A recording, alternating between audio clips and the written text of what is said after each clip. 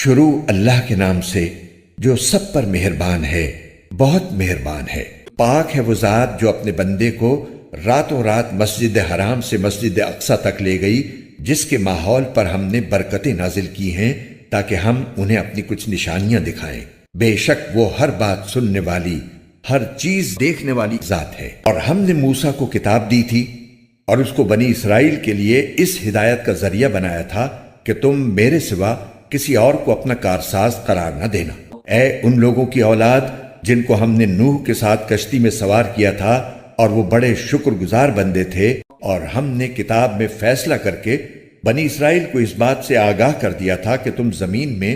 2 مرتبہ فساد مچاؤ گے اور بڑی سرکشی کا مظاہرہ کرو گے۔ چنانچہ جب ان 2 واقعات میں سے پہلا واقعہ پیش آیا تو ہم نے تمہارے سروں پر اپنے ایسے بندے مسلط کر دیے جو سخت جنگجو تھے، اور وہ تمہارے شہروں میں گھس کر پھیل گئے،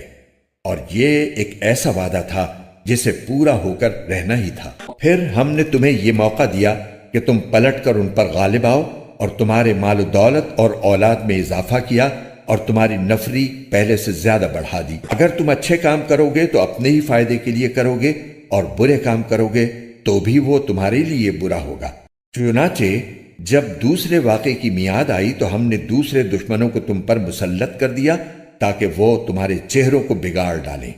اور تاکہ وہ مسجد میں اسی طرح داخل ہوں جیسے پہلے لوگ داخل ہوئے تھے، اور جس جس چیز پر ان کا زور چلے اس کو تہس نہس کر کے رکھ دیں۔ ممکن ہے کہ اب تمہارا رب تم پر رحم کرے، لیکن اگر تم پھر وہی کام کرو گے تو ہم بھی دوبارہ وہی کریں گے، اور ہم نے جہنم کو کافروں کے لیے قید خانہ بنا ہی رکھا ہے۔ حقیقت یہ ہے کہ یہ قرآن وہ راستہ دکھاتا ہے جو سب سے زیادہ سیدھا ہے، اور جو لوگ اس پر ایمان لا کر نیک عمل کرتے ہیں انہیں خوشخبری دیتا ہے کہ ان کے لیے بڑا اجر ہے، اور یہ بتاتا ہے کہ جو لوگ آخرت پر ایمان نہیں رکھتے ان کے لیے ہم نے ایک دردناک عذاب تیار کر رکھا ہے۔